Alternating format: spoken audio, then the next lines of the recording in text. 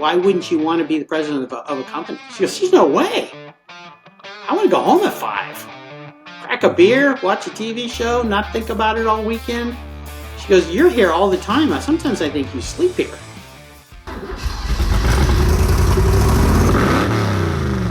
Detailer's Roadmap Cruise Control, where we navigate the roadways of life, business, and everything in between.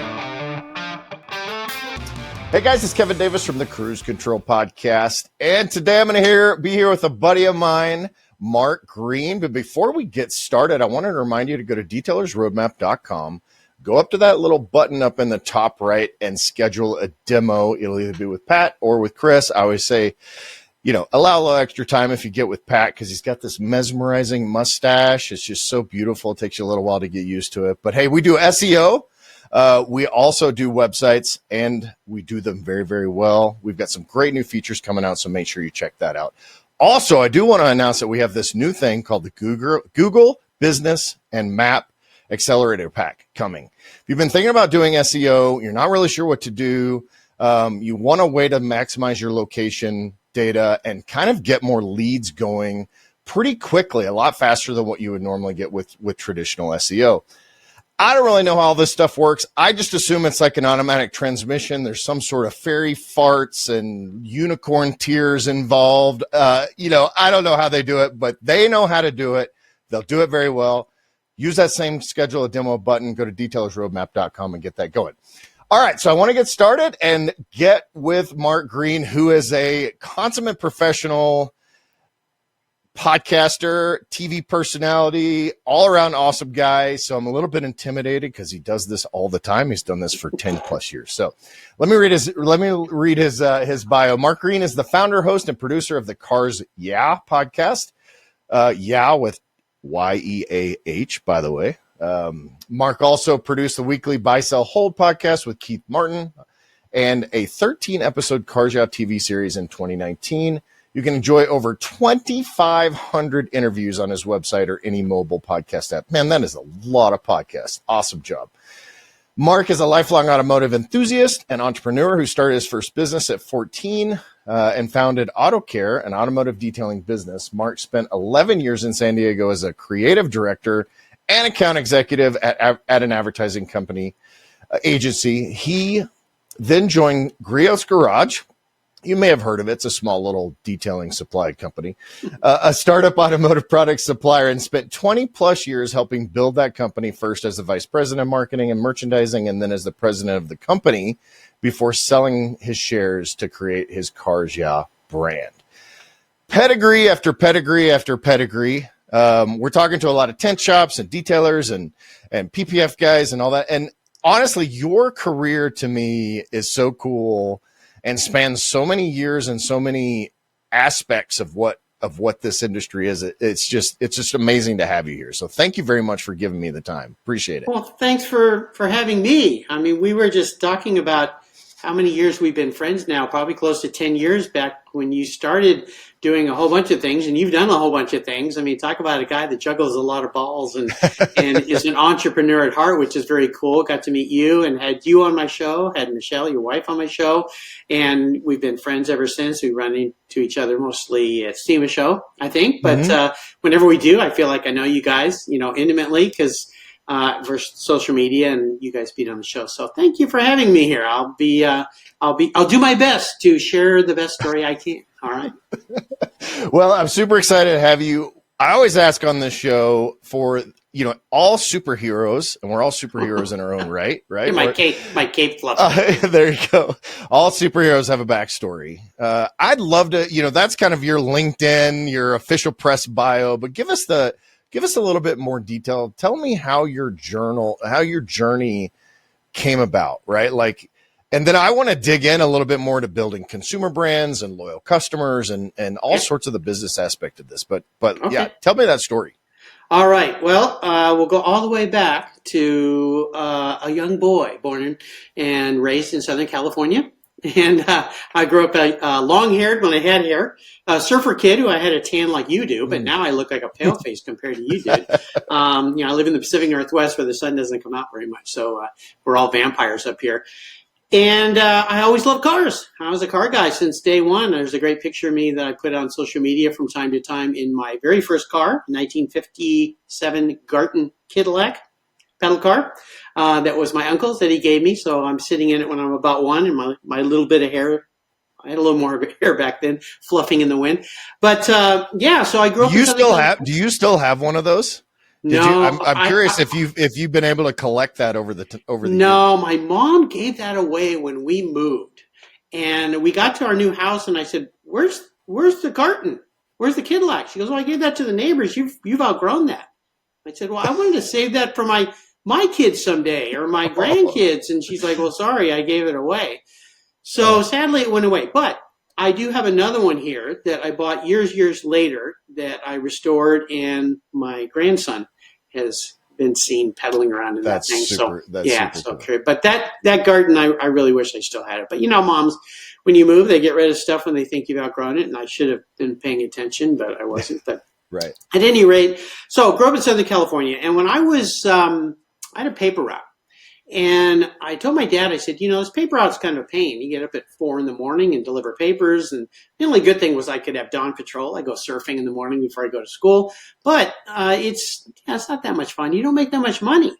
And I said, what could I do? And he said, well, Mark, you like cars. Why don't you walk around the neighborhood and ask some people if they'd like their car washed?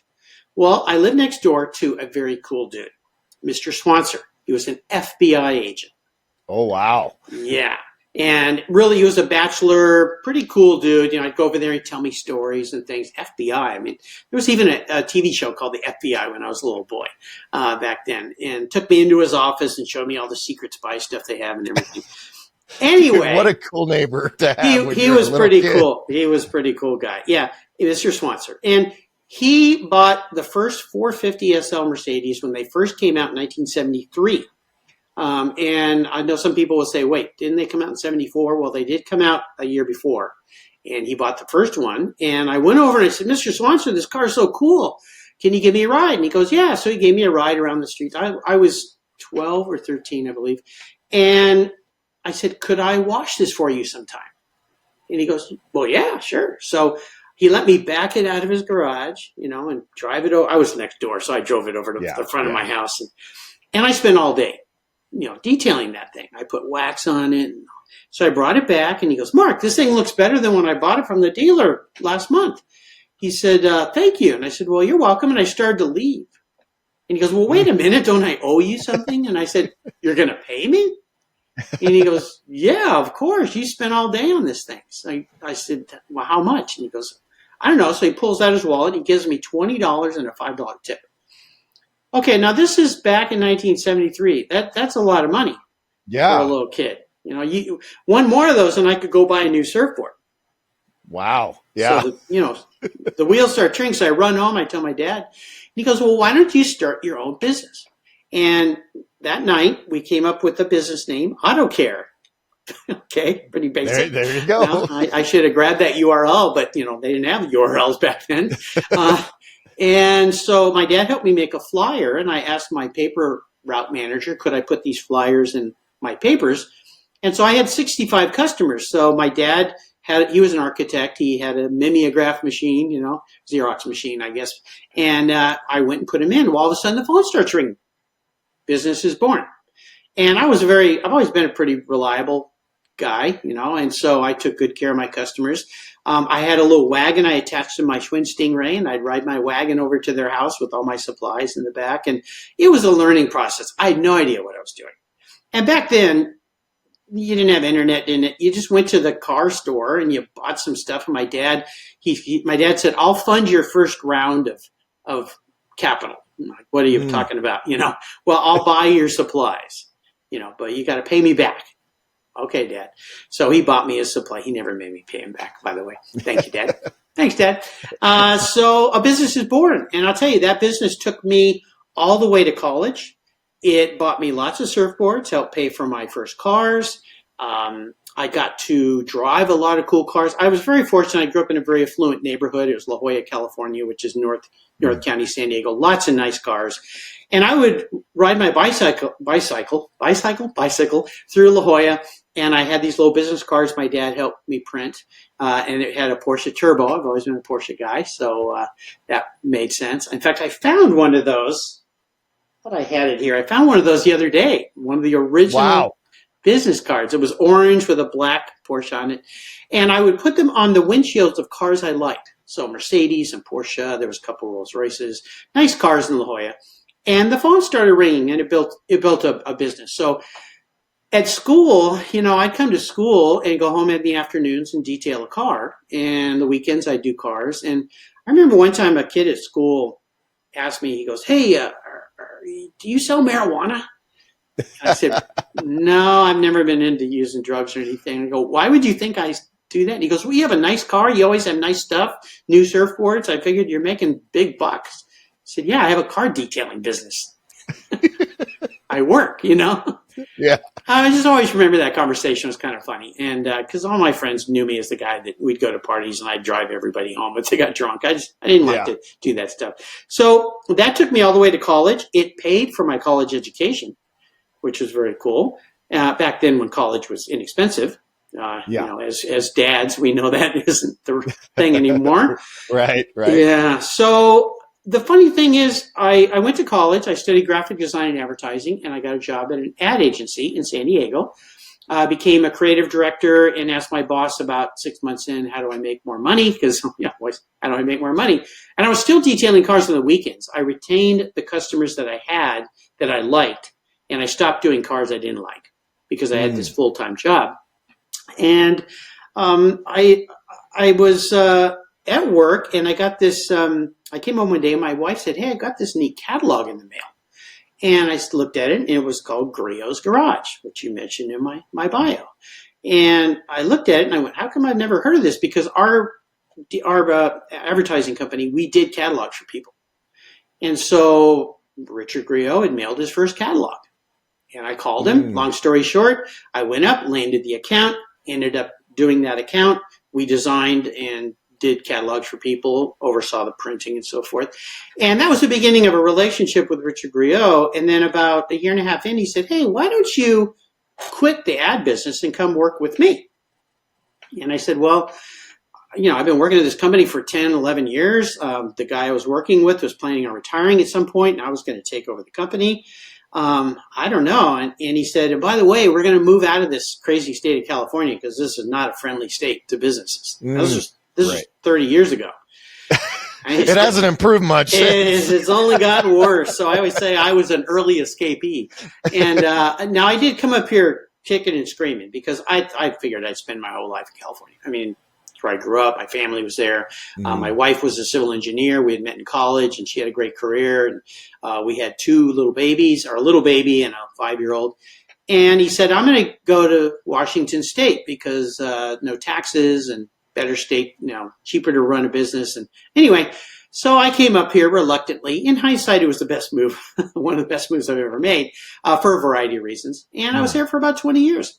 And during that time, we developed that company into primarily a car care brand. Now, we sold lots of cool stuff. That was our thing. High-end goods that you couldn't find anywhere else. And remember, this is before the internet. So we would go out, I would travel the world looking for really cool products that we could brand. Tools, things for your garage, things for your cars. It was really fun because I got to bring my prowess for business and for design into car care and cars, which were my passion. So it was a combination and a meld. And the funny thing is, I ended up kind of back where I started in the car care world because we really realized quickly that making car care products, there was a lot of margin in there. So I designed the bottles and the logos and the labels and tested products. And we worked with chemists and how do we develop these products? How do we make them better? And in the meantime, I got to vintage race, which was really cool. So I started vintage racing. And so I was there for 20, 21 plus years, helped build that brand. And that's how I got to the end of that part. That's, I guess, my third career, because car care, fourth career, paperboy, car care, advertising, creative, and then a catalog business. Now, again, when we started Griot's, there was no internet. So it was all direct mail catalog business. So I had to learn about that whole business and how you deal with lists and mailing people, and then had to have a call center and learn how to run a call center, learn how to build brands, learn how to make products. I mean, I learned it was a triple, quadruple MBA process for me, but it taught me a lot about a lot of different things, and it was great fun. So that gets me to the beginning of another major transition in my life. And I'm sure you probably want to talk a bit. Mostly people like to hear about Griot's Garage and some of the things we did. But you tell me where to go from here. Yeah, I do want to talk about cars, and that portion of it. If you're listening to this and you're under the age of 30, you probably don't really even understand how catalogs worked back in the day. Yeah. And what I'm interested in is building what became probably the most loyal customer base in all of automotive, right? Like, I mean, as far as like accessories and those kind of things. And was that intentional? Like, as you designed the catalogs, as you found these products, was there a point when you're like, all right, we just want to sell more stuff, or you're trying to develop this customer loyalty along the way? Because I know it has, like, on Seinfeld, if you've ever seen Seinfeld, they had like the J. Peterman catalog, right? Oh, so yeah. I remember that. J. Peterman's telling little stories. And I remember about Griot, you guys had little stories. Right.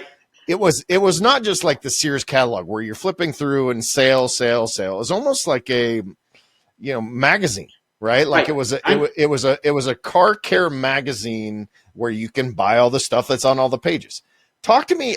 I'm really interested how that all played out, and then how that began to build this brand. Because as small business owners, most of the time it's like, well, I'm Kevin Davis. My company is Davis Auto Detailing. Let's move on, right? Let's do our thing. But the whole building a brand and customer base and all that is super interesting to me.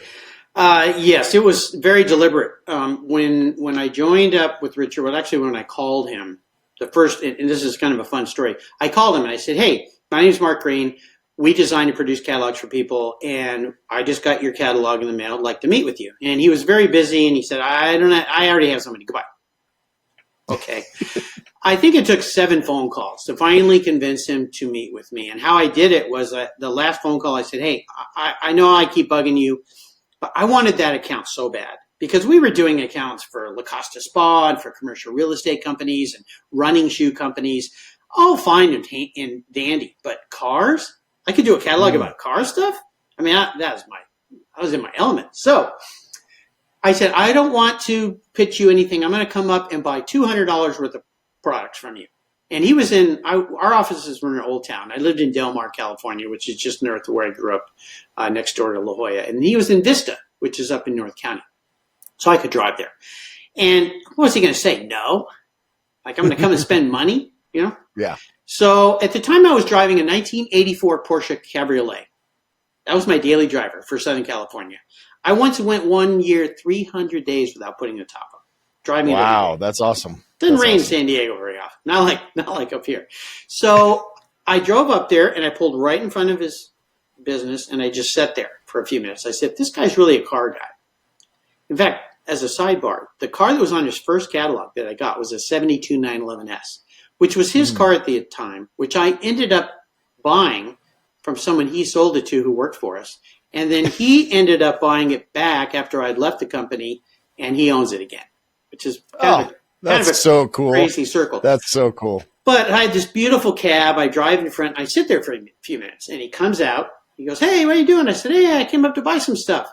I didn't introduce myself. I just said that. Now, I didn't realize how this was going to work. And he said, "Oh, cool." And he goes, "This is a neat car." And I started talking about the car and everything. And he said, "Well, look, some guy's going to come and talk to me in a few minutes, so we might get interrupted, but you want to come back? I have some race cars in the back." I said, "Yeah." So he still didn't know who I was. And so we go in, and I said, "Who's this guy coming to see you?" And he goes, "Oh, he's from an ad agency." And I said, "Oh, that's funny. Is his name Mark by any chance?" And he goes, "You know him?" I go, "Yeah, that'd be me." So that was the first meeting. Long story short, when I joined his company, and got a piece of the business. He gave me a piece of the company, so I was a co-owner. It really was, there wasn't anything there. I mean, it was, the concept was there, but there was another guy working for us, a secretary and a kid who would stop and pack boxes at the end of the day. So that was it. It was this very tiny thing. And it was a little scary because, again, I've got a wife who just quit her career as an engineer, 2 little babies. We'd bought our first house, and we were going to move to Washington State. I'd never even been up here. And I'm thinking, we're going to leave all of our family. My wife quit, so half our income is gone now. And she was actually making more money than me at the time. This startup that there's not much there. It's not making any money.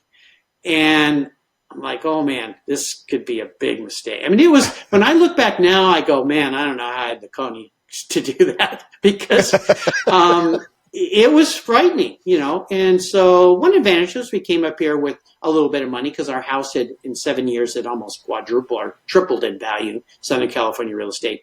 And it was during a recession, so it was the early 90s. So we bought a house that was new, but nobody was buying it in a golf course community. And we lucked out that way. So we had a wad of cash that we could plop down. And so it all worked out. But what we wanted to do is create a brand, a catalog business that didn't exist for car people, that they could buy things that they typically couldn't find anywhere. So we tapped into things. Now, again, no internet to go search for stuff. And so we wanted to tap into stuff that people wouldn't find from the professional detailing world, professional garage world, and so forth. So we deliberately set this up for categories. Accessories, tools was a big thing back then. Car care products was very small. There was only 4 products that he developed at the time. And so he also, at the beginning, wrote the copy, and he wrote it in first person. Like, I'm Richard, and I do this, and it's great. So when I took over as marketing guy, that was part of my role. So I had to write like I was him. I think I even had a hat that had his name on it. I put it on and go, okay. Because my advertising background was problem solution focused advertising. That's not what, as you remember, the old catalog. And now they don't do that anymore. But back then we would write big blocks of copy. Right. Yeah. Big. Yeah. It was like it's like reading a magazine. It was a story. And the idea, you know, I was out in the garage the other day and I was thinking, boy, I really need the great tool for checking my air pressure in my tires, because those stupid little pencil things with the things that pop out, they're hard to read and they don't do very well. Well, no, I found this cool gauge in Germany, and it's easy and it's compact and it's made by the people that make products for Porsche. And so the whole story was part of what had to be crafted, and that played really well for us.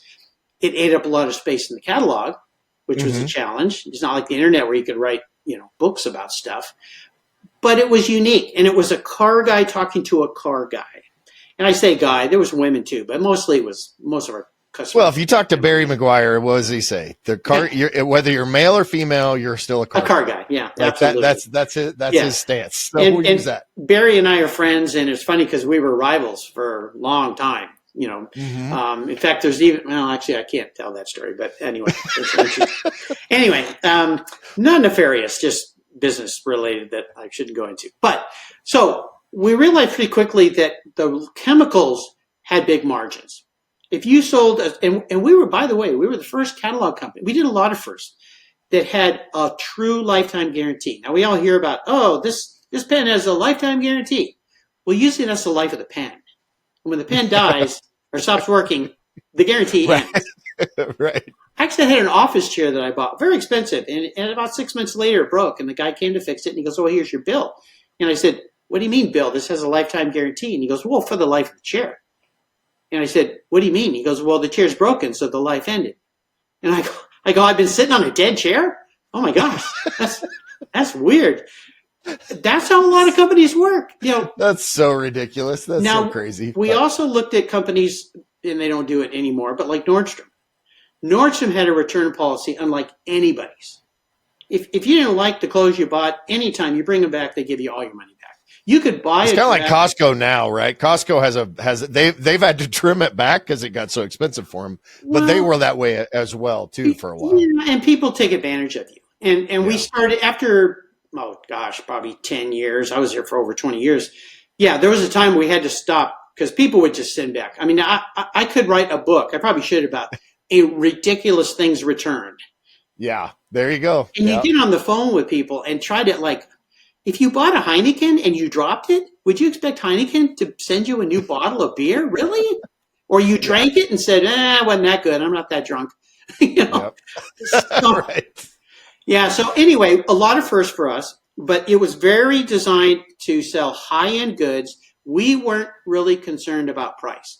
And that hurt us a little bit in the early days because a lot of people would say, oh, Griots, the guys that sell the ridiculously priced things. And the one product that really set that tone that was good and bad for us was we bought a USAG tool set. It came in this really cool, USAG were Italian-made tools that supplied Ferrari at one time. And they made this really cool rolling tool cabinet. And you push a button in the back, had this pneumatic lift that would come up and the doors would, whoa, and all the tools would glisten and everything. Well, it was very expensive. Now I look back now and I laugh. It was like $3,800 or something. But who, in the 90s, who would buy a $3,800 tool cabinet from Italy? It cost a fortune to ship. It cost, and we didn't have free shipping back then. Nobody did because, Amazon wrecked that for everybody. But, Thanks, Amazon. Well, yeah, Bezos, good for you, buddy. I like your new yacht. What was that, number 5 or something like that? And I just see an Amazon guy walk up to my door. Yeah, there you go, right? So he knew what he was doing. He still does. So anyway, that cabinet, a lot of people, you sell that Italian cabinet nobody can afford. So that kind of hurt us a little bit. But in the long run, it defined that we only sell cool stuff and good stuff. And that guarantee, if something was bad, and we had to do that with our vendors, let's say a set of screwdrivers made in the Black Forest in Germany. We'd have to tell them, if your screwdrivers break, we're going to have to get a credit back for that screwdriver because we're going to replace it for free. And a lot of the vendors back then, we were mostly dealing with European vendors and U.S. manufacturers. This is before everything went to China. That changed the whole playing field and caused a lot of headaches. And at first they would push back and we'd say, well, okay, we could have sold X number of your screwdriver sets. And then they go, how many? Because, again, they weren't able to sell direct to U.S. because they didn't even know how to do it. In fact, we were the first company to import Ferrari licensed products. And I went to Ferrari and I met with them. That was an interesting trip. And you didn't tell them that you prefer Porsche, by the way. No, you don't say that to Ferrari. And we told them, I said, look, there's all these parameters we need to deal with. And when they said, well, we can't do that. If we send you a bunch of ties and they don't like them, big deal. I said, okay, well, I guess we can't do any business. They said, well, how many products? So I went into this room with all these Ferrari products, and I started writing down on a little yellow tab how many we were going to buy. And they went, how many ties do you want to buy? We didn't even make that many. So well, you better make more because Christmas is coming and I'll sell every one of these things. So It was an interesting profile build, and it worked in the long run because we were known as high-end. And when we came to car care, that was, we could talk for days about that, my friend. That was interesting because car care was only in stores. Nobody was shipping car care. And in fact, I remember a meeting with a big car care brand that I was talking with, and I told them what we're going to do. And they said, no one's going to buy a bottle of wax from a catalog. Are you crazy? They want to go to a store on a Saturday morning and buy it. I said, well, I beg to differ, but okay. Well, it's not that we were that smart and we saw the future, but the future met our expectations that people were willing to wait and receive an item that was of quality. And we worked very hard on those car care products. They were constantly in development, constantly being used. In fact, every Thursday night I had a thing called Boys Night Out, and I would invite all my friends not all my friends because there was too many. That sounded bad. Some of my friends, I didn't have that many friends. Now I have a lot of Facebook friends. I don't know who they are, but there's 5,000 of them or something. So anyway, we would invite guys over. I'd buy pizzas and I'd say, hey, try this new spray-on detailer or try these screwdrivers. Tell me what you think. So I had this built-in group of friends, and the biggest problem was getting them to go home so I could get home before midnight on Thursday nights. Yeah, nice little focus group that you had going on. That's what it was. Yeah, exactly. Yeah. I've still got some of those friends to this day. So that was the development of a brand. And again, it was a specific target, high-end goods that were hard to get. Now the internet changed everything, and we had to readjust and all that. But that was the whole idea. And Nice. I really felt, I've been gone from there for almost 11 years now. And I sold my ownership back. I don't have anything to do with Griot anymore. But in the car care business, as you know, has radically changed, the chemical business. I mean, there's so many out there, and now you have all the ceramic stuff, and everything's changed now. And it's I've had people call me, and I've done consulting with people who want to start a car care brand, and I've said, don't do it. Hey, you know that little thing on your phone when you search and you say business near me? Well, people aren't finding you when they search for ceramic coating near me, detailing near me, tint shop near me, PPF shop near me. They're not finding you as well as they should, or they're not finding you in the areas that you'd like to. Detailer's Roadmap has a solution. I want to introduce our new Google Business and Maps Accelerator. We have got this great new program that not only gives you an opportunity to do some search engine optimization, SEO, but in a very specific way that is designed to be map friendly, Google business friendly, and in order to get you more leads in areas that you're currently in and areas that you also want to target that may be slightly out of your own area. So go to detailersroadmap.com, use that little schedule a demo button at the top, and tell them in that form that you want to do the Google Business and Maps Accelerator program. Take a look at that. It's very cost effective at a very entry level price, and it's awesome. You've got to differentiate yourself, because how many waxes are there? How many quick detailers are there? It's a very different business. And here's the other problem. Us old guys, we're dying off. See, I was in the catalog business when the boomers were the biggest generation demographic ever. There was a lot of them. Well, now the guys my age are starting to age out. We're getting tennis elbow. We're not waxing cars as much as we used to. And the generations behind us are much smaller numbers of people. And also, if you look at now, price of cars, a lot more cars are leased that aren't even owned by people. So why are they going to spend all their Saturdays waxing a car they're going to give up back to a dealer in 2 years? So the whole demographics has changed. You got to really think this through now. But that's where some of your listeners that detail cars come into play. And if you want to talk about it, 2 years ago, for the first time in my life, I had someone else detail my cars. Never would I ever have said I would have done that.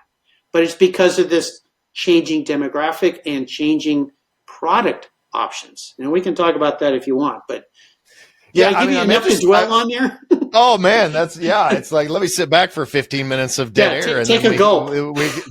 But to your point first about, the landscape changing with chemicals and all that. I have an off-road brand that is detailing chemicals and I actually want to do some products under Detailer's Helper brand, but make them kind of jokey. Because I always joke because like I found a great blender. I put my logo on them. I change the color and I sell these under Rugged Restore. Like that's what I do. But there's been this like story that goes through and like, this is the ass sweat of the South American tree frog that I put in my detail spray for extra lubricity, all that stuff, right? So I want to do a whole. By the way, we did some of those fun things, and towards the end, before I left Griot's, we did some April Fool's Day joke products as well. But we even designed one night. I was at dinner with Richard Griot, and we were talking about something for Christmas, and we came up with motor oil cologne. Oh. You can buy burned rubber. They have candles now. Yeah, like I know, all the candles that smell like oil and gasoline and burned rubber and all that. So, stuff. But that's not. See, again, that's kind of a niche thing. But you're right. The blender thing, and I didn't realize at the time because Griot's Garage, at the beginning, we were trying to make products. We didn't know what we were doing, and eventually Richard bought a chemical company, and we were making a majority of our products by ourselves. And most people were not. Even the big boys were not making anything themselves. They were using blenders, which would have been a lot cheaper than the way we did it, buying an entire company and trying to figure out how to run the machinery. But it worked to our benefit again in many ways. We were just fortunate to be able to do that. But you're right. I mean, nowadays, it's the paradox of choice. You go to a store or you type in quick detailer on Google. And how do you choose as a consumer? One of the couple of other things we did, and talks about differentiating yourself.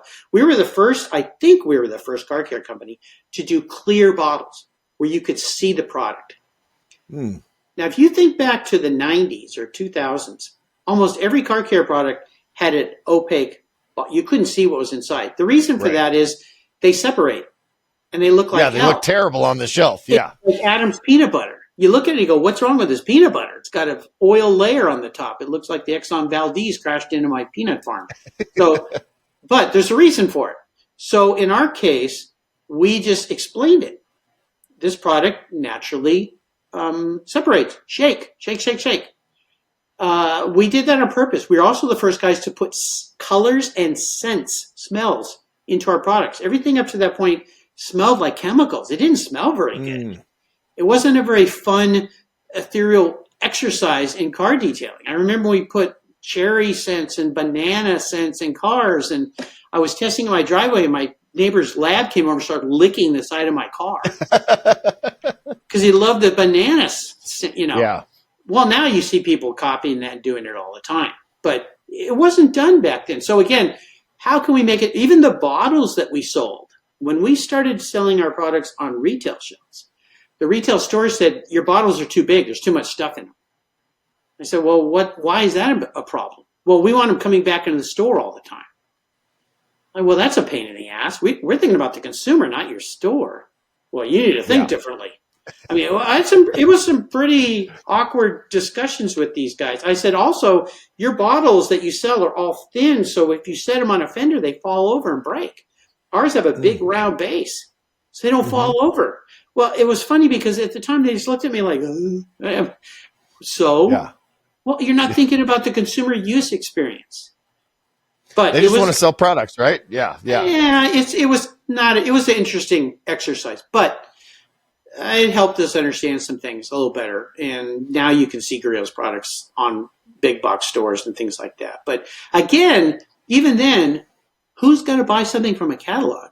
And then you run into problems of learning about shipping liquids in the winter when they freeze and then they burst. And by the time they get to the consumer, the box has a broken bottle in it with destroyed cardboard. We had to learn a lot of, like UPS. We went to their facility in Kentucky and they did a drop kick test off the third level of their distribution center. Take your box and kick it and flies out and hits a conveyor. But did the product break it? We had to learn how to repack product.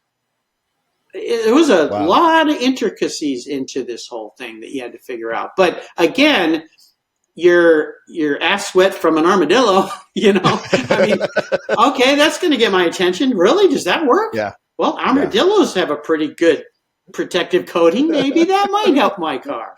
Yeah. And I mean, it goes back to brand, right? Like that was the original, like what I wanted to talk through this process, because in a very convoluted, congested market, whether you're a detailer, product company, or whatever, you have to have the brand and the niche, right? And that's what differentiates you. And you do that intentionally, just like with my off-road brand, right? We're in the off-road space. That's why you had Michelle on the show, and so I was like, well, this makes sense. First of all, I can write it all off, which helps. I had to write off that very expensive Jeep build. Remember the sugar high. Yeah. Sugar high. Yeah. But it that gives us a positioning that then we want to be. If you think off-road, if you think cleaning products, you want to you think of Rugged Restore, right? And so you do the same thing within your own company, whether it's a detailing company, a service company, or whatever. So I love the story of building that brand, and how that all played out. What can you translate that to like your normal small business on some of the things that, your average listener that's listening right now, like, because you have extensive experience in doing this. Kind of what would you give, just a couple of pieces of advice for like your average small business owner that wants to kind of differentiate themselves, help them build a brand, that kind of thing? Okay, boy, there could be long answers to that one. I think first and foremost, you have to define in your mind very clearly what is your business. What's your goal? I always say, what's your why? It's Simon Sinek, the why. Why are you doing this? Like, what is the reason you want to have this business? What is the goal you want in this business? And then how are you going to go about it? So in our case, when I was at Griot, and even when I think about, let's fast forward a little bit to what I'm doing now, Cars Yeah. My why is I wanted to inspire people. And Cars Yeah, there's a longer backstory we can get into, but came from a friend of mine who used to come to Boys Night Out Thursday nights. He's a neurosurgeon. And Bill and I race vintage cars together. He's got a nice collection of cars. And one night we're sitting there and he said, I want to do what you do for a living. And I go, Bill, you're a neurosurgeon, a pediatric neurosurgeon. You save people's lives, little children. I mean, incredible. And he's one of the best ones in the country. And he goes, I know, but you're doing in your business what you love. You love cars. And you get to play with cars all day long and people about cars. And he goes, I'm a skull cracker. You know, I go in, cut a brain open, and I'm just sitting here like, are you crazy? But I used that experience when I started Cars Yeah. And this gets back to answering your question in a very roundabout way. Is when I started Cars Yeah, I wanted to, number one, start something for myself. I'd helped 2 other brands grow, and I learned a lot and had success during the way and had made money from it and so forth. But I wanted to do something on my own. I also used to joke when I was at Griot. I said, my next job's going to have no employees to deal with. If you have employees, you'll know what I'm talking about. And no commuting. Because I had to commute every day. Both my jobs, I think of the hours of my lives can assume sitting in a car, sitting in a freeway. And so be careful what you wish for. Become a podcaster at home. You commute down the hallway. You don't wear out Michelins. You wear out slippers. And you can do this without any employees. If you need to have outsourced, like for editing shows or help with building your website or whatever it is, there's a billion people to do that. And if you don't like them, you just say, I'm not calling you again. You need to call the next guy, right? Yeah. But you have to figure out your why. So for Cars Yeah, my why was I want to inspire people. That actually became my trademark mantra, inspiring automotive enthusiasts. You see it on everything that I put out there. It's trademarked for that reason. And my goal was to share stories like Bill's that people have found something, or like mine actually, or like yours and Michelle's, that have found how to wrap their passion into their careers and their lives and their businesses. Because you know, and I know, and many people who work in their field of passion, it is work, but it's not work. Because that's why at 1 a.m. and you're still doing your job, you're not complaining too much. But if you were at someone else's business still packing boxes, you'd probably go, this sucks. Or shipping, you know. So that's the first. Kudos to you to make that. And let's get to the second thing, but kudos to you for having that journey. It looks like, I mean, it sounds like that you went to school, you got your degree in design, you did that, enjoyed that. Then you had an opportunity to move into something that then took that. All right, I like my job, and now I love my job. You know. And travel and stress and employees and all that. Like, it's not, you know, all that. But then that gave you an opportunity to do something that you've just like, and I, you know, give me the second thing. And then I want to talk in detail about Cars Yeah and how that whole journey started. But sure. Yeah. So but again, what I was saying is that's very, very cool. I talk about this anytime, especially younger business owners. I'm like, if you are doing this just to make money, there's never going to be enough money. Right. Like you have to have a better reason to do it. And I think I'm 51, you're a little bit older than me. Not by much.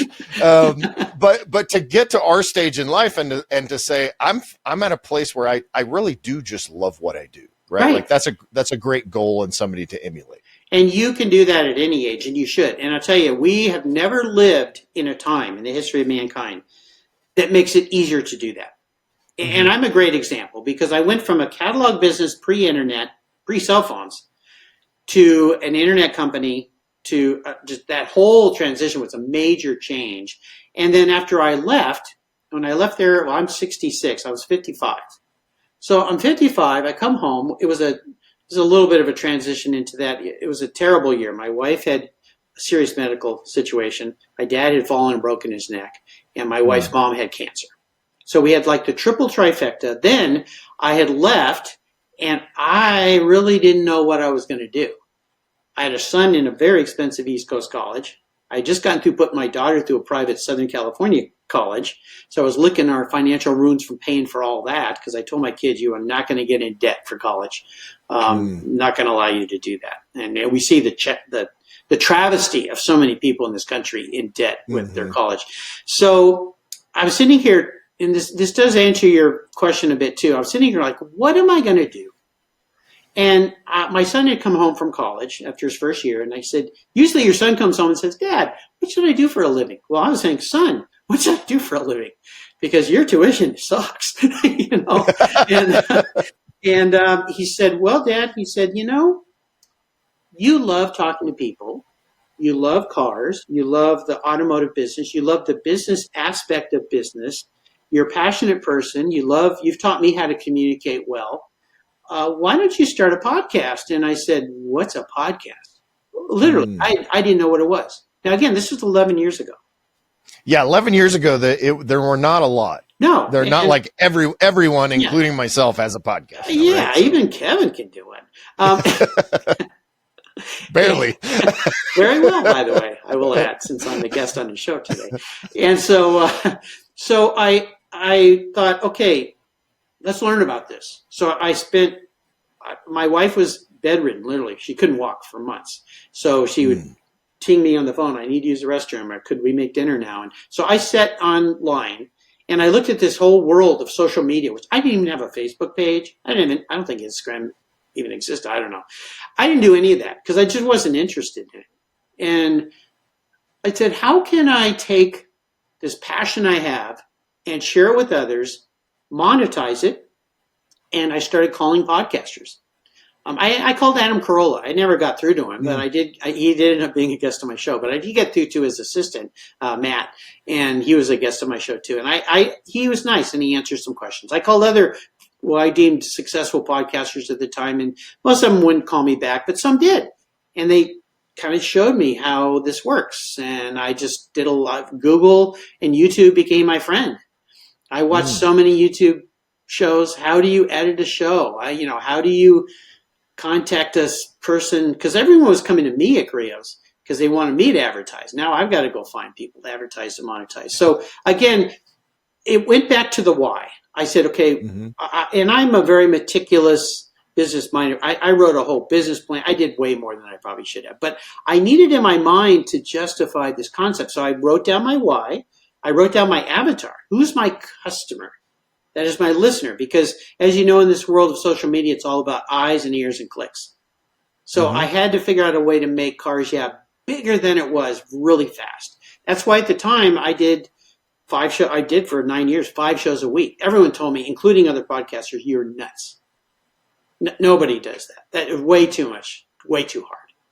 But I wanted to get a lot of shows lined up quickly, very fast. And so that Inspiring Automotive Enthusiast, that tagline became my focus.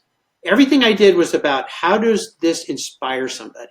When I built my website, now I'm a good designer, but I'd never built a website. So I had to go in and learn how to build a website. People that do coding are from another planet. That was my first business, by the way, was web development. So it's ironic that I now work for a web development company. So. Now it's easier. I mean, there's all these websites that drag and drop. But back then, I mean, WordPress and you need code. And I'm like, what? Oh, I had one little thing wrong and the website's all pink instead of red. Right.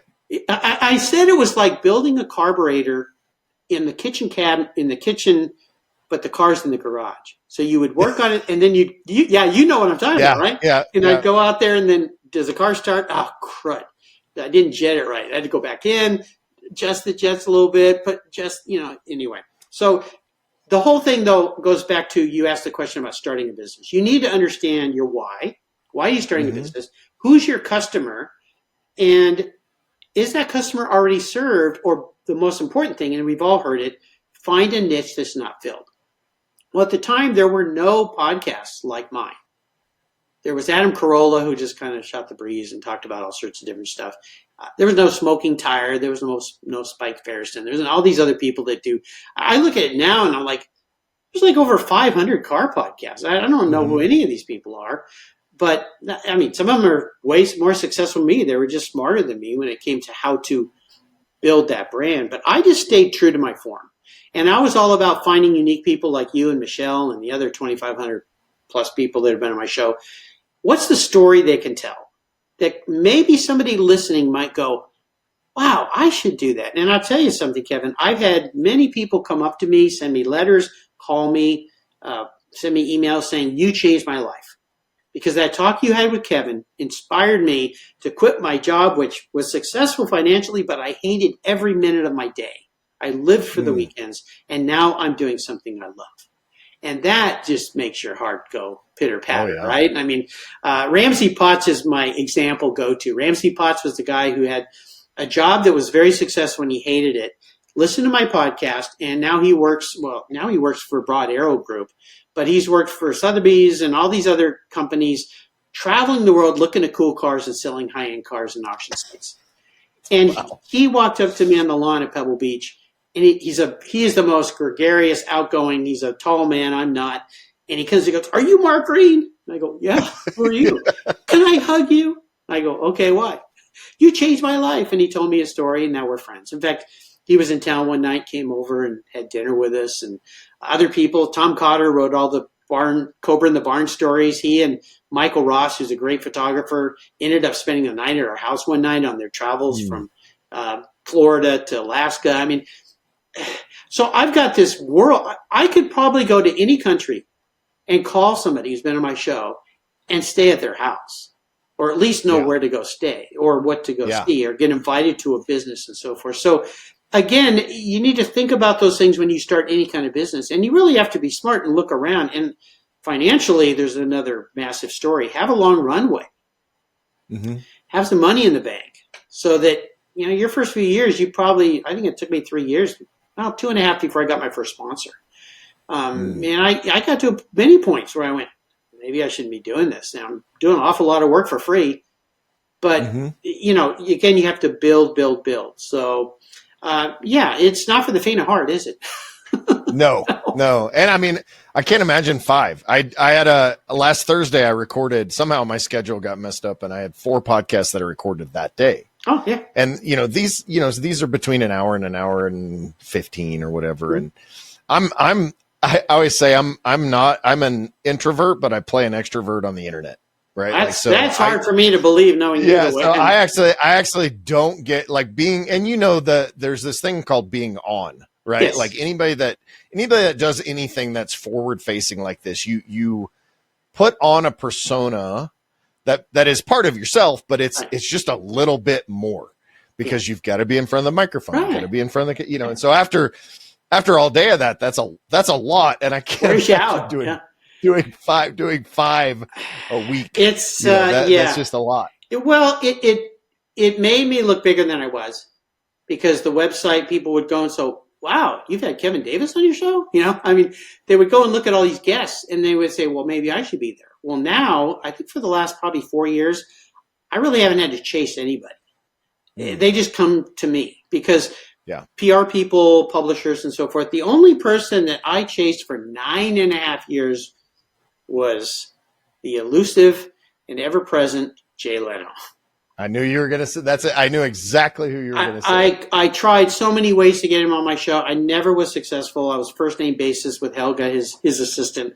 I just couldn't. I mean, the guy is one of the busiest people in the world. It's amazing what that guy does. I don't know how he does it. And I finally got him on the show because of Donald Osborne. And I did a Christmas show last Christmas with him. And I literally, after that show, I said, I can quit now. I've had everybody. And there's some other people I did miss that we lost. Sir Sterling Moss, I had him booked 4 times, and he was ill. And Dan Gurney, same thing. And there were some other people. But, Jay I wanted. And we did a special Christmas morning show, actually. Talked about, Christmas mornings and toys and things. And the funny thing was, Jay, of course, I said, Jay, I've been trying to get you on the show for 9.5 years. He goes, I know, Mark. I've dodged all your phone calls. You just don't stop, do you? But that's the other thing. another secret, and I was told this by a guest of mine that said polite persistence, tenacity, bulldoggedness. I mean, I just kept doing I mean, there was plenty of times, probably like you in different companies you've been involved in, you just go, oh, I'm worn out. I can't do this anymore. And you just keep doing it. And over time, if you're doing a good job and you treat everybody with respect and you're professional, eventually it starts working. Now, there is that thing about you have to know when to stop digging and maybe reevaluate and so forth. But yeah, you just keep going. But I hope those are some long-winded answers to probably. No, I mean, I think I love it. I think it's great advice. You know, being able, I did a men's event it's been like 3 weeks now. And part of the men's event it was basically 35 guys, but the beginning on Friday, we did what is kind of a CrossFit type workout, which is called an EMOM. It's every minute on the minute. And I can't remember if I've talked about it on this podcast before, but what it is you normally do 20 minutes and it's like all out, you know, high heart rate, balls to the wall, just go as hard as you possibly can. So you're supposed to stop at 20 minutes. We got a 2-minute pep talk and then we had to do another 20 minutes. So we did 40 solid minutes. But the point of that whole thing was to break you down physically, but also not quit. Oh, sure. Like it's that tenacity of being absolutely physically, mentally, spiritually exhausted, but you don't quit because you're in a team with 2 other people. And they're not quitting either. You don't want to let them down. Right. And so, but you have to have that in business because like being an entrepreneur, being a small business owner, it's not like you said, it's not for the faint of heart. None of it Pretty is. hard. Yeah. When you're an employee and you clock out at 5 o'clock on Friday afternoon, you don't worry about it until Monday. Well, I know there was plenty of times at Griots, but my rule was always first guy in the door, last guy out the door. That was my kind of rule. I worked on Saturdays. I mean, I was a lot of hours. And I remember one time one of our so we didn't call people employees, we called them associates. And she came in and she was upset about something. And I said, tell you what, why don't you sit in my chair? And we swapped desks. And I don't think I'm an intimidating person. My wife sometimes says I have a boss mode I get into, but and that's when she says you're not my boss. Right. You know, married for 39 years, by the way, right? You're probably coming up on 40 years here. Yeah, this year. 40 years. Nice. Yeah, September. So that's awesome. Thanks. And so, I married the right woman, just like you. So, you know, somebody 29 in July for us. So. Bravo. Yeah. Somebody smarter than me. That's the secret to a good marriage, by the way. Yeah. 100%. Marry someone smarter than you and someone beautiful too. That helps too. So, anyways, I asked this person the reverse question of what we were dealing with. And she said, wait. I don't want to sit here. And I go, what do you mean? She goes, I don't want to be what you do. And it struck funny to me because I said, why wouldn't you want to be the president of a company? She goes, there's no way. I want to go home at 5, crack a beer, watch a TV show, not think about it all weekend. She goes, you're here all the time. Sometimes I think you sleep here. I go, yeah, sometimes I do. You know? Yeah. You know, so you kind of, and I came home and I asked my wife about that. She goes, Mark, some people just want to be a worker bee. God, they're okay with it. You're not wired that way. So that's why you have a hard time understanding it. So you have to be willing. It's kind of the Elon Musk. I'm not making myself like Elon. That guy to me is a He's god. Freaking nuts, by the way. If you haven't read the book about Elon Musk, you should, just to realize that he's insane. Well, that's why I would not recommend it. That's why I say he wants to go to Mars, because I think that's where he's from. He wants to go back to the homeland. But right. but regardless, he talks about sleeping in the factory, and I mean, just hard driving guy. And if you've ever known somebody that's worked for him, that's worked a part of his close knit group, which I have, or somebody who worked for Steve Jobs or Bill Gates or any of these, even Howard Schultz, coffee guy. Yeah, it's a different level of intensity and dedication. But again, it helps if you like what you're doing. I'll bet that all these guys like what they're doing. And that's why some people go, well, Elon Musk, after he sold PayPal, could have just gone and laid on a beach. Well, laying on a beach is the last thing Elon Musk wants to do. Like, why do I lay on a beach? Like, that sounds boring. Might be okay on a week on my yacht. Does he have a yacht? I know Zuckerberg has a yacht, and Musk has a I yacht. think that I mean, he Maybe owns one. land, and He he owns a doesn't lot even of have a stuff. house. He didn't even have a house for a while. He was literally couch surfing on his friends' couches, He's which very which interesting guy. I'd like him to yes, to stay on my couch. I'd like to spend a weekend just talking to that guy. My yeah, goodness, I'd probably be yeah. worn out at the end of the weekend. But anyway, that helps. Yeah, to definitely love what you're doing. But all those bits of it, and the word pivot's overused, but you got to be willing to pivot and really think, because at this point, like you say, cars. Yeah, there are a lot of options for car podcasts. And Mhm. I'm certainly not the highest one at whatever level but I've just kind of stayed true to what I want to do. And that's the other thing you talked about, upfront persona. I was given advice by a very successful podcaster named John Lee Dumas. Super financially successful guy, entrepreneurs on fire, Mhm. really successful guy. I've become friends with him. He's really been helpful in many ways. And he said, don't try to be someone else. Just be Right. you. He goes, I'm kind of a dork, and especially at the beginning, and I'm a dork dad, so I am who I am. I don't try to be a Joe Rogan or anybody else, because you can't. And Right. car guys will see through a fake car person. Oh yeah. Yeah. So I just try to be true to who I am, and I'm sure I'm not for everybody. And maybe I come across as too serious or not funny. I don't know what it is, but you just got to stay who you are and stay on Yeah. track with that, And I think the other thing is, know when it's time to get out. There's some business prowess to when it's time. I've always tried to think of setting up a business to sell it. And so when I Yeah. started this, I didn't call it Mark Greene's podcast. It's Cars Yeah. And I'm actually actively working on that right now. I can't talk Yeah. I about it. remember I saw your post not too Yeah. long ago. So Yeah. No, I've had lots of interest. It's been a difficult journey, because try to find a podcast that's been sold. I've only yeah, found 3. And I've the looked. valuations are. I mean, you could probably give it away, but the valuation is the tough part, right? I don't even think you could give it away. And Mm. that's because when people, and I've been through over 26 conversations now, I think, in counting, Wow. when people realize how much work there is to this, they go, "What? I think you just Mm-hmm. talk to people and now the magic happens." Like, what mad? What do you mean magic? It's like electric cars. Oh, they're free to operate. Well, no, the power comes out of the wall, and that has to be generated somewhere Yeah. in a Right. big Yeah. company factory somewhere.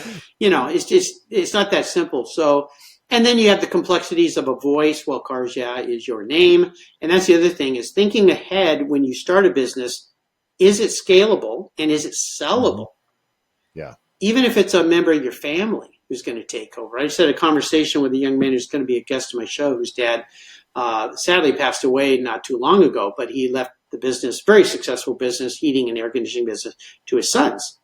And one of them is running it, and this other one is doing car stuff, because that's his thing. So he tapped out, and he's going to do his thing. But the fact that this company is still so successful, and the founder, who was very active in it, died, but it can still operate, that's Mm-hmm. the success. So if you start a detailing business, maybe call it Kevin's, call it Right. Detailers Racing, or Yeah. Right. call it something else, so that someone else can step in and take it over. And that's pretty cool too. And then that Yeah. transition is, I'm still kind of learning this transition. I've got some mentors that are helping me on how this works and all that kind of thing. But yeah, there's lots of Well, yeah. opportunities. And it's not all sunshine and rainbows. One of my business coach sold a very successful company. Actually, he was on this podcast. It just launched today when we're recording this. Mhm. But it was supposed to go one way, and it didn't, and everything was It done never and goes signed one and all way. that. And then like the new owner did some things, and like it was, it's never as easy as what you would think. It's not like, oh great, now I'm going to the beach, right? Even So, a simple business, it's not mhm. easy, and you need to bring professionals in. That's the other thing I would offer as a suggestion. If you're not strong in a certain area, business law, finance, let's say a podcast, editing, maybe you're just not good at, go find somebody and pay them to do it. Yeah. And focus on what you're good at. And that, I hear that from a lot of my guests who are detailers. I've had hundreds of detailers on my show, car restoration guys who are really good at that, but they don't know how to run a business. No. They don't know how to deal with employees. They hate doing payroll every month. just not only meeting it, but just doing it. Yeah. So we'll hire somebody to do that. And if you can't afford to, then you have to look at, well, why can't I afford it? Because a business at this, there's certain sizes where you should get to where you can. It's kind of like at Griot's. We got to a point where I said, I can't do HR anymore. We need to hire somebody. I mean, you get to those tier levels, like cleaning the shop. Well, when are we going to hire a shop boy to come in and sweep the place at the end of the day so the poor mechanics can go home? Yeah, and rest. That's great. Yeah. That's great advice. Find good people. And bankers, lawyers, they're here too that you're going to need. Two good ones you're going to need. Yeah, because you're going to need to finance, unless you're self-financed, which very few people are. You're going to need a good banker that you can talk to that can help finance you when you need the money to grow and expand. Because most people in business aren't spending their own money. Yeah, that's the secret, right? Well, that's the smart. OPM, right? Usually that's the OPM. Smart. Yeah. Other people's money. That's right, That's how you buy real estate too. Or if you're born into the Lucky Sperm Club, you get grandpa's money or dad's money or whatever it is, and that funds it. Okay, good for you. But most people don't sit in that position, and sometimes that position comes with a lot of strings attached. So be careful. Yeah, 100%. I want to ask you a pointing question. You've probably been asked this before. 2,500 guests. I'm not going to ask who your favorite or top favorite or whatever. Well, it's Kevin Davis, of course. Yeah, you could say me, which I know is not true. Give me three things that you would say are three of the biggest lessons that you've learned. Okay. By talking to these, because that's one thing I love to do, right? The best thing about doing both my podcasts are I get to meet people I would never have an opportunity to meet, never have an opportunity to talk to. But I'm sure it's a conglomerate, right? Like you kind of get the same lessons from several people and all that. But give me three that because this is for my own edification, just because I want to know. But give me three of those lessons that you've brought away from those 2,500 plus guests. Okay, cool. And actually, I'm only going to give you one because there's only one that really matters. Perfect. Okay, and that is the secret to happiness. And I've learned this from talking to so many people, and it's a reoccurring story, but it comes to me in a different way. And it's very simple. It is, you are your happiest. We are, as human beings, our happiest, and we are at our best when we are helping other people. And this is a story that comes to me and has come to me in so many different ways of people who found a way to create a business or an aspect of their life by helping others and expect nothing back for it. And I'll give you a couple examples. You asked for three, so I'll give you three examples of people who did that. Perfect. Okay? First one really stands out, Tim Medvets. Tim Medvets came to me because of my wife. She was watching a mountain climbing show. And he's a guy that takes disabled veterans who have lost limbs mountain climbing. She did a little research, and turns out he was a chopper builder to the stars. In fact, he almost married Cher. He was dating Cher when she left Sonny Bono. And those young people are going, Cher, Sonny Bono? What are these people talking about? Look him up. I mean, Cher's still... Yeah, look him up. Look him up. Yeah. We're still telling the story. But if you go back to that time period, Cher was big on riding Harleys, and Tim Medvets was a Hell's Angel. He was a pretty rough dude. And he was riding his motorcycle and got hit by a car. I think a truck, actually. Almost lost his leg. And in his recovery, he basically had to go into rehab. I mean, he goes, people had to change my diaper. I couldn't walk. Oh, man. I couldn't do things. I got addicted to opioids. I got addicted to alcohol. I was so depressed because he felt like he'd lost his manhood. Mm-hmm. And he goes, I really was kind of at the end of my rope. I just thought, why am I even alive? And he met somebody I think it was San Diego, at the Veterans Hospital there that helps military folks that have come in from severely being injured in the field and helps them rehab. And he was talking to a guy who I think had lost his legs. And the guy said something to him. He goes, Tim, the reason you're so unhappy is you're not helping anybody. Your whole life is the Tim show. You didn't make it about the other guy's show. Why don't you start helping people who have been through what you've been through? He goes, we have a whole hospital full of them right here. You talk about manly men who've lost their manliness because they've been blown up, or they've got PTSD or mental or brain damage or whatever. And so he started the Heroes Project. And he started taking people who had lost their limbs hiking. Started very slow, just a day campsite, walk up a trail, camp out. He hired people to sit around the campfire and talk about their experiences. Here's where it ended up. He ended up climbing Mount Everest with the first guy who had no legs. Wow. He's created this whole life around helping other people. He found the secret to being happy. Another one was a lady I had on the show whose husband died of prostate cancer. She and her husband used to put on one of the biggest Southern California hot rod shows in the country. He found out he had prostate cancer. He had not been tested and died from it. Tragic, because it's something that you can catch early and not die from it.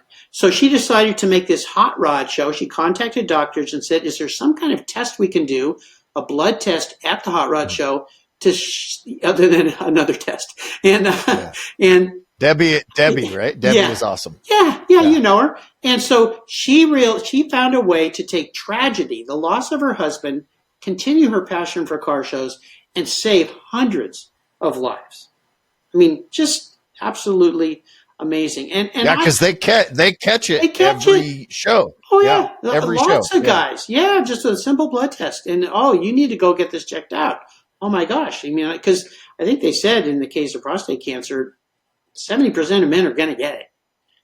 Yeah, essentially, if you live long enough, you'll get it. If you live long enough, you're gonna get some form of it. So go get tested. Young guys, once you get a little bit older. Yeah, exactly. Yeah, well, even 35, 40 years old.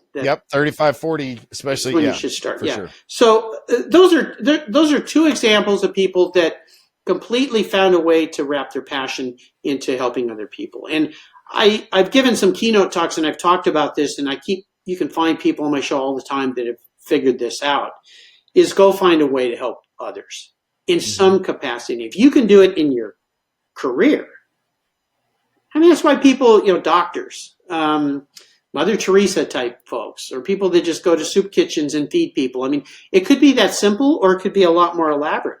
I've had people on my show that do this to raise money to help kids in some way. Renee Brinkerhoff, who you probably know, who races the Porsche 356s, started her Valkyrie Gives program. She and her daughter Christine have both been on my show. They help fight child sex trafficking. Actually just got back from South America, going down there doing sting operations with the police. She raises money through her racing efforts to help stop this travesty that happens all over the world. And so she goes, I've never been happier in my life. And you think, well, here's somebody who can go and race a Porsche 356 on different continents. Doesn't that make you happy? Well, yeah, but not like this. I've changed lives. So that is the single thing I've learned after talking to so many people.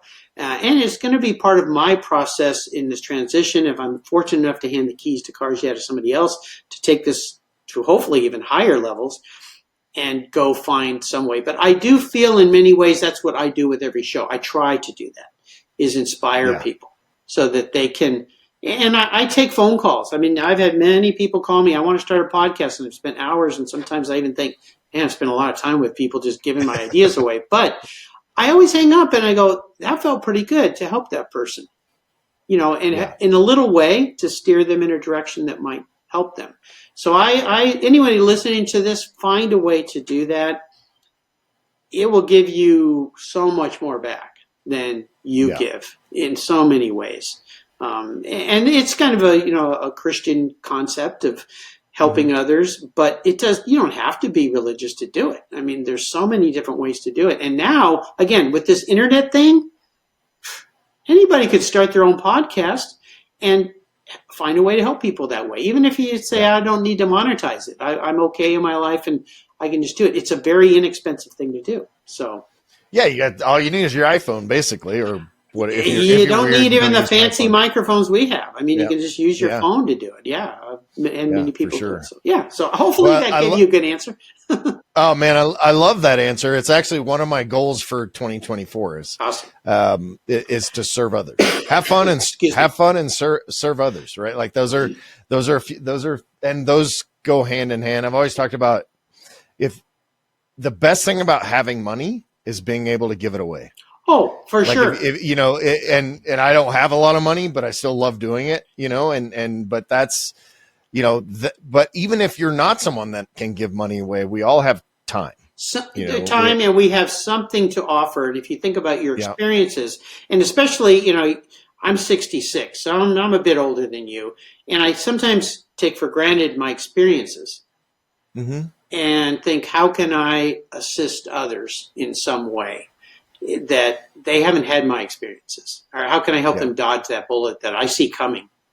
Like, oh man, you're gonna catch that one. Stop.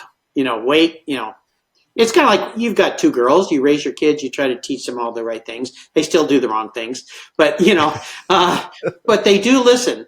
And I see that with my kids. You know, even now they tell me, and they're adults. Yeah, Dad, and all those lessons you talk and all that talking around the dinner table that we were rolling our eyes, we were listening. You know, and we learned. Yeah, my kids are getting that age where I stop getting dumber, and now I'm beginning slowly to get smarter as they get older. When you get to my age, you'll become the dork. Yeah, you're the dork, but you're not the dork. You're still the cool dad. So relish these years, my friend. Okay. Yeah, I love it, Mark. This has been amazing. I'm so thankful that you took the time today to be on here. Anytime for you.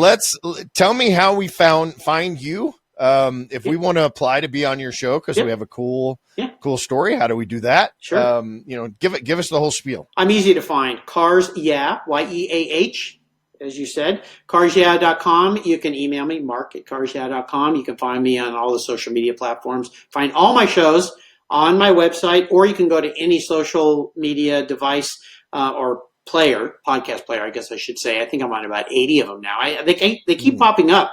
Like I'm on some obscure podcast. You're number 5 on our pod. Okay, that's great. Out of 7. Yeah, maybe. Yeah, but I'm 5. Yeah, closer to 1. Yeah, so you can find me that way, and you reach out to me. Just social media info@carsyeah or mark@carsyeah.com. You can find me. That's how most of my guests come to me, and it's very simple and easy. I talked to a young man right before this call who wants to talk about his new driving business. He has Porsches that he takes to the track, and you get to play in them and drive them. I said, that sounds like a fun thing, so let's talk about that. And even though in February I throttled back to 1 show a week, I still am accepting shows, and that's my biggest problem now is too many. They're stacking up, but that's okay. And hopefully, by the grace of God and everything else in the atmosphere, somebody will be able to take the show over, and they'll carry it on and do something new and better and spectacular with us. So Cars Yeah will be around forever. Why not? You could have different drivers throughout the millennium, right? Oh, I love it. I love it. Mark, I appreciate you, man. Thank you so much. You too. Thanks for having me here, and my best to your lovely brother. Head over to detailersroadmap.com and get your one-stop success solution today.